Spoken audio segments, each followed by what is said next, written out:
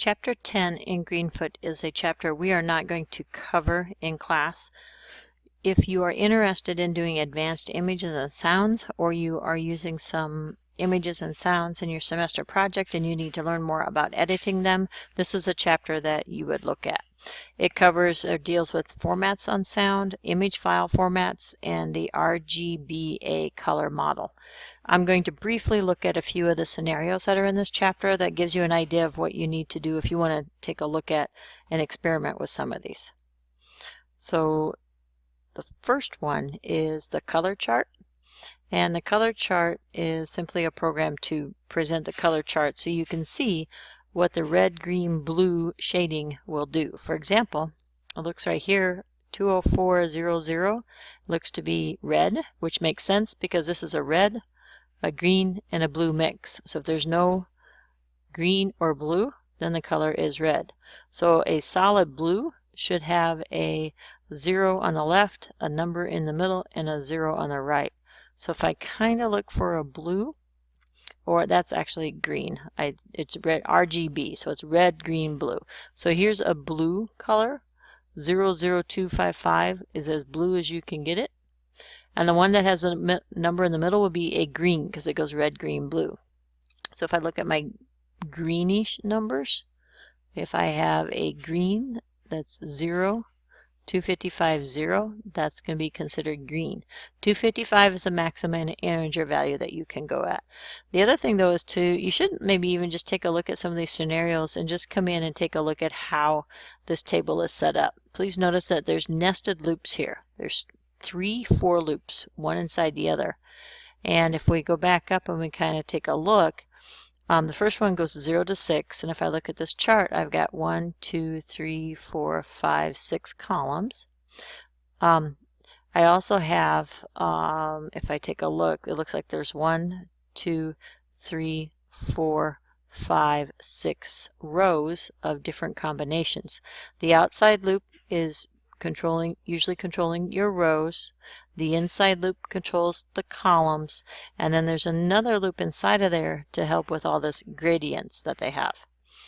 The last thing I will mention here, actually it's not on this example, but it's a red, green, blue, and then there's sometimes an additional number on the end. That additional number is a number that deals with transparency, and in one of the later programs we will take a look at that.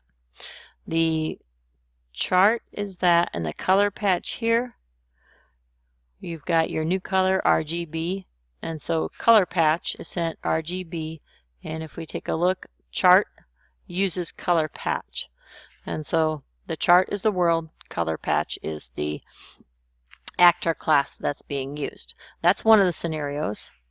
A second scenario is a smoke trail. So if I take a look and call up, I don't have that one open, but we'll open it. And remember, you can find all of these scenarios in the chapter folder. So we're going to look at the smoke trail. The smoke trail is going to be one that shows how the transparency is used.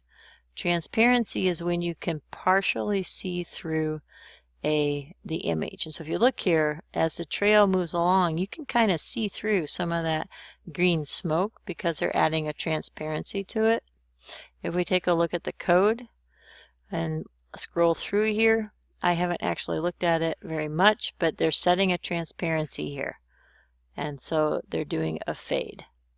And so that's how you get that trail to kind of look as it goes through. The other thing to notice is the ball is an entirely separate class. So as the ball is running, you make smoke attached to the ball. So the smoke class is going to be used, and it's kind of attached to the ball. And right here you can see that you're getting a new smoke, and you're adding it at the X and Y location of wherever the ball is at, is what I'm assuming. I haven't looked at all of this, but that's would be my assumption. Although there is a trail, so as you make the smoke trail, it's not always going to be exactly at the X and Y coordinates of the ball. It will fade. It'll start with the ball, but as the ball moves along, it fades. Also take a look, probably there's quite a few, there's some loops in here. If we take a look at the smoke trail, I'm going to guess there might be, well, not a loop, but there's an if statement. So if the fade is greater than 3, they're going to assign the fade to 2, and that makes it go a little bit smaller. And if you shrink, and every step gets smaller until we disappear. So even though there's not a loop, remember that the act method is its own loop because it continues to act until the program is done.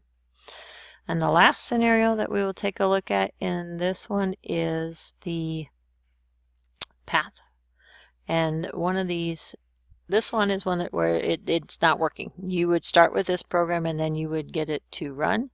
The solution file is available, but your job would be to program one of the creeps in order to run along the path. And so the creep, it learns to stay on the path based upon the color. And if it's brown, then it stays on that path. So if the background is green, if it runs into any other color besides that brown path, it's going to